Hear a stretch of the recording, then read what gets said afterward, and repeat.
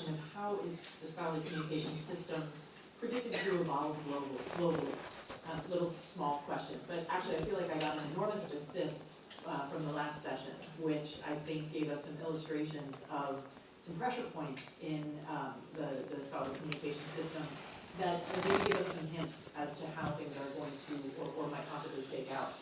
And I think it's no surprise to anyone in this room that I think we had expectations with the advent of the internet that the way we communicated in the scholarly world was going to change almost overnight, and that in fact that rapid transformation has not.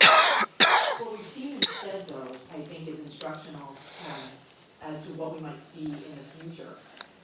Whereas we might have expected this wonderful technology to instantly transform a system, what we've actually seen is technology highlight pressure points within the system of how scholars share their research that have kind of weakened over time and have pointed the way to how our system can first be deconstructed in order to be reconstructed into something that better aligns with the interests of the scholars, the researchers, and the public that it was designed to serve.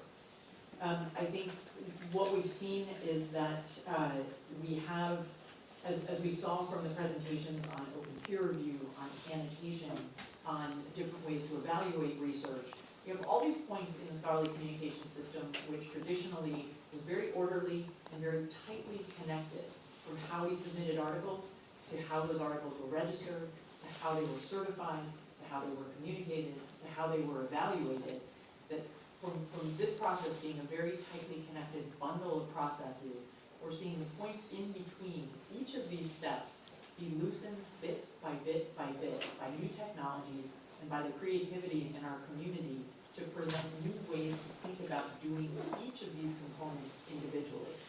So I'd like us to think about the idea that the scholarly communication system is really a series of little building blocks, little Lego blocks that were constructed in a very specific way and were the toy that we played with, because we didn't really realize we could take those blocks apart and put them back together into a toy that we might like even better, and that might give us more out of the time we spent with this toy. And can you tell I have an 11-year-old boy who plays with Lego every day of his life? I think about this all the time. The notion of disaggregation is where I think we have the chance for the real change in the scholarly communication system. Disaggregation of each step in the process, and disaggregation of dependencies on traditional players who perform each of those steps. It seems almost ridiculous to say that we're on the verge of a scholarly communication system where for the first time we have real choice about how we go about implementing each step of the process. And the notion that a simple concept like having choice of how we submit papers, how they're peer reviewed, when they're peer reviewed, who peer reviews them, whether it's anonymous or not, how papers are distributed, what the access control looks like or hopefully doesn't look like. It's such a simple concept, but I think it's truly a revolutionary one. And this is happening because we've worked collectively to identify the barriers. And this was another assist from the last session that have been in place, right? We've looked at the system and we've said, in these linkages, there's barriers. They're technical, they're financial, they're legal. They're barriers of time. Time to get ideas to market, time to get our ideas validated, time to get our ideas published. That as individual barriers we've found unacceptable, and we've begun to unpack and analyze and find ways to address, pull these building blocks apart, and to put them back together in a new system. And I think the good news is that we're getting braver, we're thinking bigger and bolder, whereas before, in the last 10 years, we might have thought about ways to shave off a week in peer review process or save $1 on subscriptions. Now we're thinking about ways to do this in large aggregated ways that are big and bold.